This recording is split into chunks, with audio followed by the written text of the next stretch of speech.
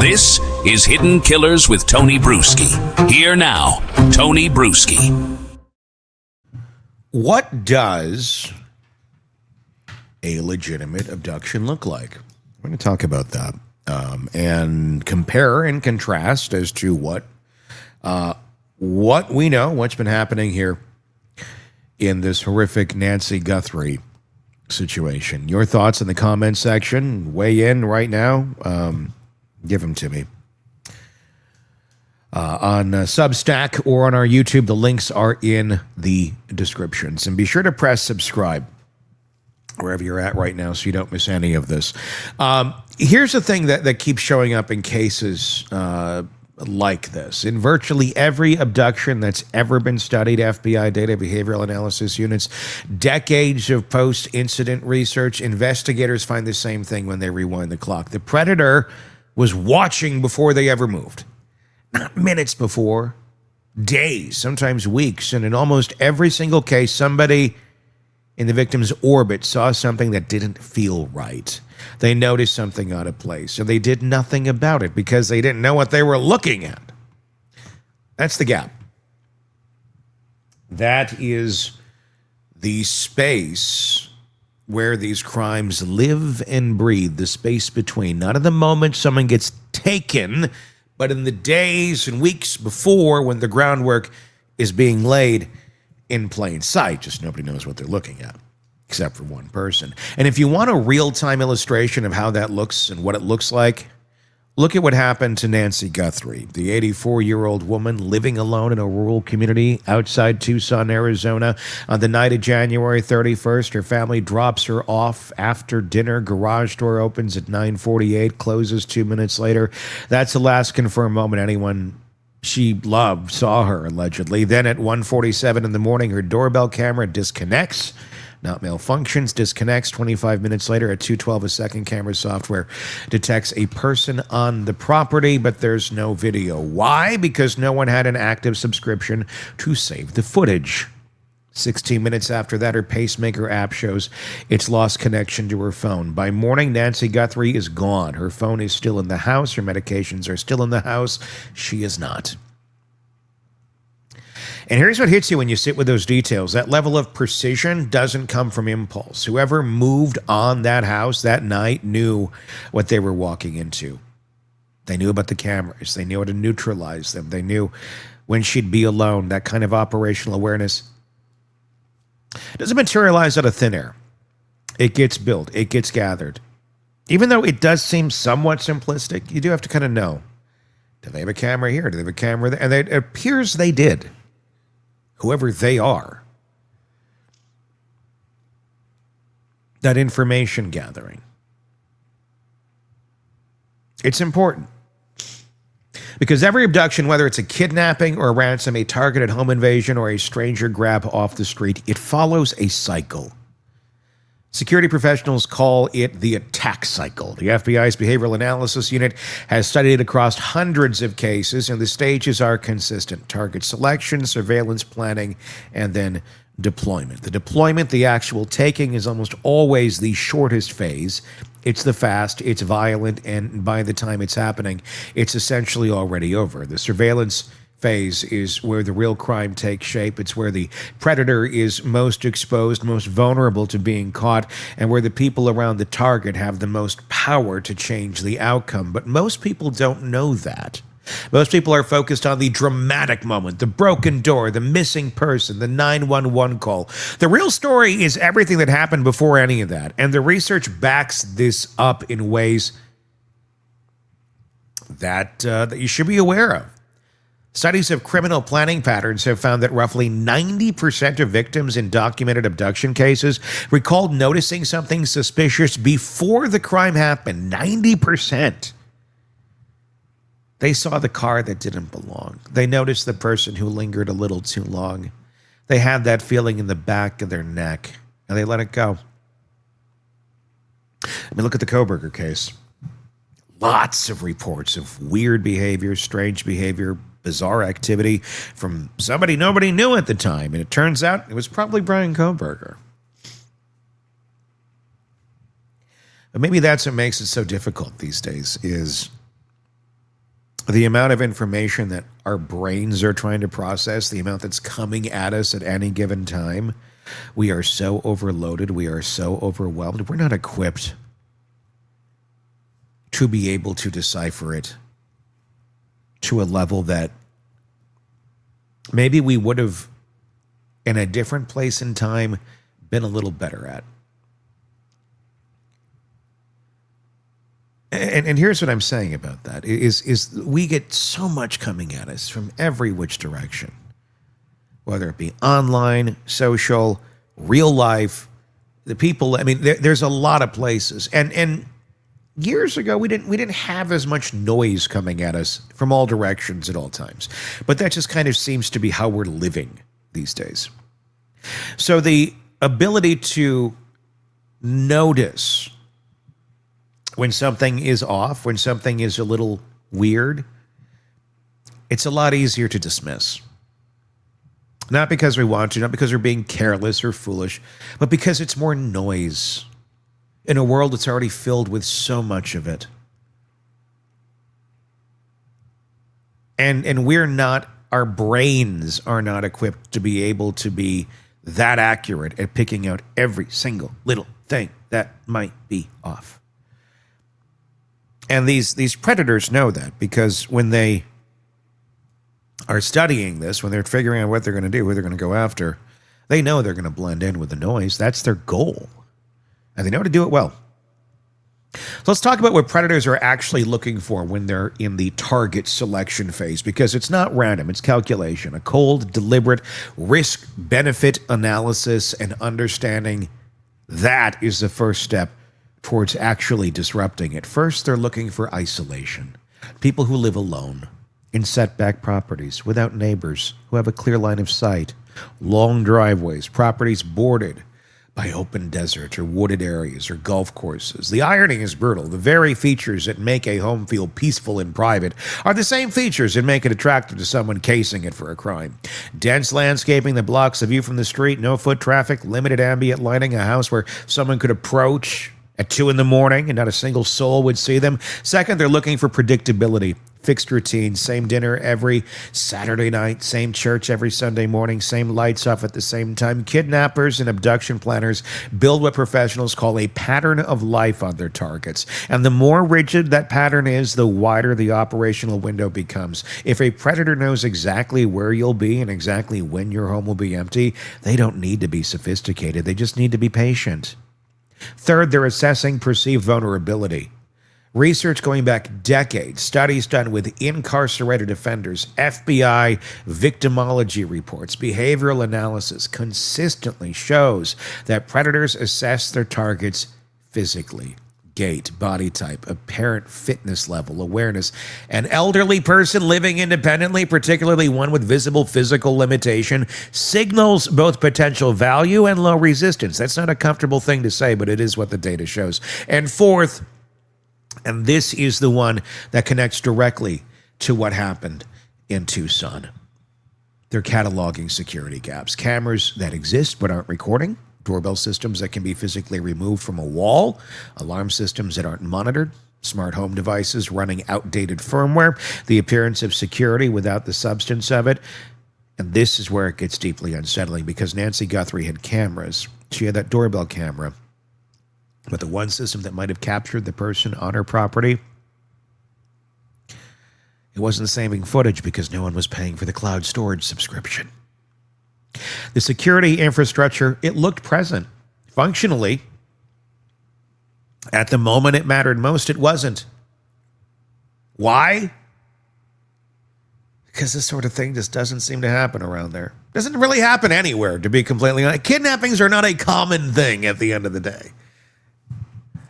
And you're like, well, it was happening all the time. No, it really doesn't. It really doesn't. There's not a lot of kidnappings like this for ransom in a scenario of this, especially with elderly people. It's like less than 100 a year.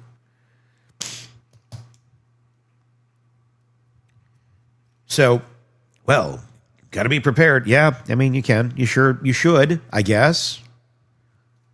But I can also understand why she wasn't. 84 years old, got along this good, this far, this peaceful of a life, lived there for a long time, newer neighbors, newer community. There wasn't a big uptick in crime or problems or anything that would make one go, better make sure that we got this going on. Where your Ring doorbell cameras are used more so to catch wildlife playing in your yard than predators. That's the reality.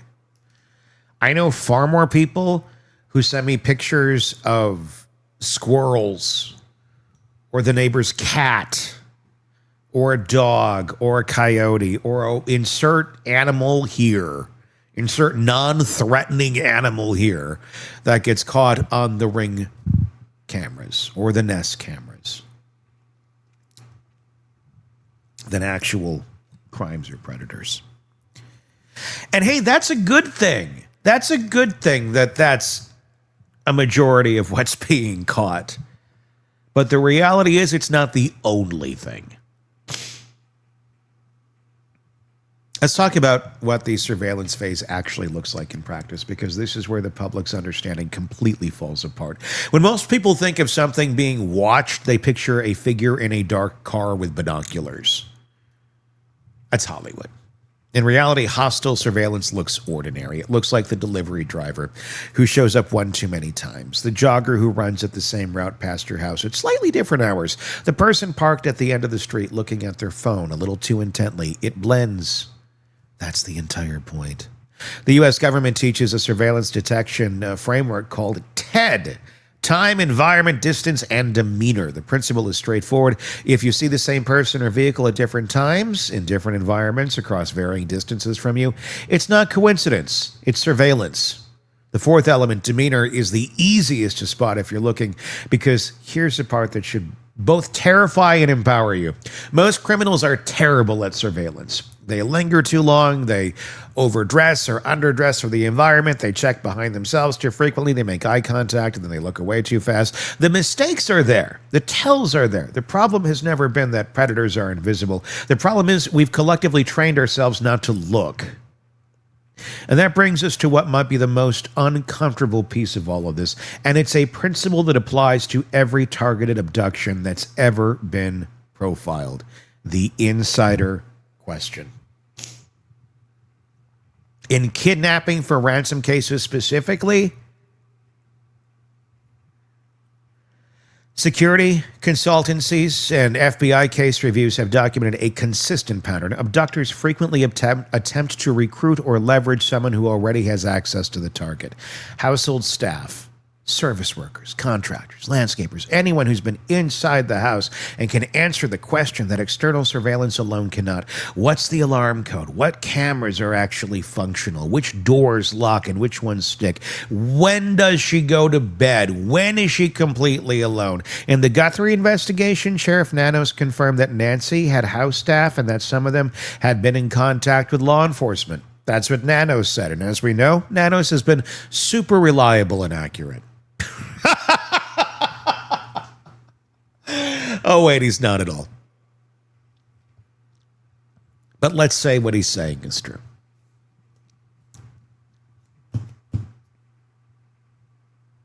Because it is standard procedure. Investigators in every targeted abduction case look inward before they look outward. Because the most dangerous form of surveillance isn't the stranger parked on the street. It's the person who was already invited through the front door. This isn't speculation about who did what in this case. It's not. We're just talking generalities here. Nobody has been named as a suspect as of now, but the principle is ironclad and it holds across the full universe of these crimes. When an abduction shows this level of planning, when the perpetrator knew the security layout, knew the routine, knew the vulnerabilities, the first investigative question is always the same. How did they know? And think about what we know from the timeline law enforcement released. The doorbell camera didn't glitch out. It was disconnected physically at 1:47 in the morning. It's not software hiccups. It's consistent with someone who understood what that device was and what it could capture. That tells investigators, and it should tell all of us, that whatever happened to Nancy Guthrie was not impulsive. Somebody did their homework. Or did they? Or did they see it and go, shit, gotta take this. I don't know. It's not an impossibility, but also an impossibility is someone literally sitting at home going, you know what I'm going to do tonight? I'm going to go abduct Nancy Guthrie. Why not? It's 1:30 in the morning. I just finished watching reruns of Happy Days. Let's go take Nancy Guthrie. I mean, somebody planned this. Or something happened. And somebody didn't want to be caught. So where does that leave us? Not just with this case, but with the broader reality of how these crimes work and what we can actually do about them. The attack cycle exists in every predatory crime. And the single most powerful point of intervention is the surveillance phase, because that's the window where the predator is exposed and where basic awareness can change the outcome. You don't need to be a former FBI agent to recognize when something is off. You just need to be present. You need to notice the car that doesn't belong on your street. You need to register the person who's looking at your house instead of walking past it. You need to recognize when your routines have become so fixed and so visible that a stranger with bad intentions could set a clock by them. It's not victim blaming. This is just general awareness. This is not, in no way, I'm not even talking about Nancy Guthrie. I'm talking about you. I'm talking about me. I'm talking about being more aware of our settings. And for families with elderly relatives living independently, this part is for you specifically. The vulnerability profile is real, and it's compounding. Isolation, predictability, security systems that exist in name only. A camera that's not recording is not security, it's a prop. An alarm that's not monitored is not a deterrent, it's decoration. And a routine so rigid that it broadcasts your loved one's whereabouts to anyone paying attention is not stability, it is a roadmap. None of this is about fear. It's about awareness. It's about understanding that the crime doesn't begin when the door opens at 2 a.m. It begins days or weeks earlier when someone starts watching and nobody watches back. The predator's greatest advantage has never been strength. It's never been speed or weapons or some mastermind level brilliance. In case after case, the advantage is simpler and more devastating than any of that. It's the fact that most people just aren't paying attention. And every predator who's ever moved on a target is counting on exactly that. We, of course, want nothing but a positive outcome here in this case. And let's hope that we still get it. You may be watching this after the outcome has been revealed, or I don't even know what to say. I mean, it's been revealed. Seems like we've come to a conclusion. You may be watching it then. None of what I said goes away just because we reached that conclusion. Everything we talked about in this video is applicable for anyone out there at any point in time, no matter how this story ends. We need to be more aware of our surroundings, because we're living in a world that is relying on us being distracted more and more every day, and we are willingly becoming distracted. And I think in a lot of ways, not even aware of that fact or the cause and effect of that fact. That while we have so many more distractions in our life, we're all going, I wish I could be more present. I wish I could, you know what I'm talking about, that feeling of like, I wish I was more there. Well, there's more to it than just feeling better about yourself or feeling like you're being more engaged and present with the people you're caring about. Your safety is also at play as well. Give me your thoughts in the comments section on YouTube or Substack. The links are in the description, hiddenkillers.substack.com. Come join us there. There's no paywall. You can interact and comment on any of our cases, and in fact, get our reporting a day before everybody else gets it. So go check it out now, hiddenkillers.substack.com. And if you're listening to us on the podcast platforms, do check out those. If you're not, if you're watching us, go press subscribe on the podcast. So you take us in audio form with you wherever you go. You can listen to us in the car, on your walks, in your workout, at the gym, whatever it may be. Just search Hidden Killers with Tony Bruschi wherever you get podcasts. That's where you'll find us. All right. Until next time, my name's Tony Bruschi. We'll continue our conversation in the comments, and we'll talk again real soon. Want more on this case and others? Then press subscribe now and don't miss a moment of true crime coverage from Tony Bruschi and the Hidden Killers podcast.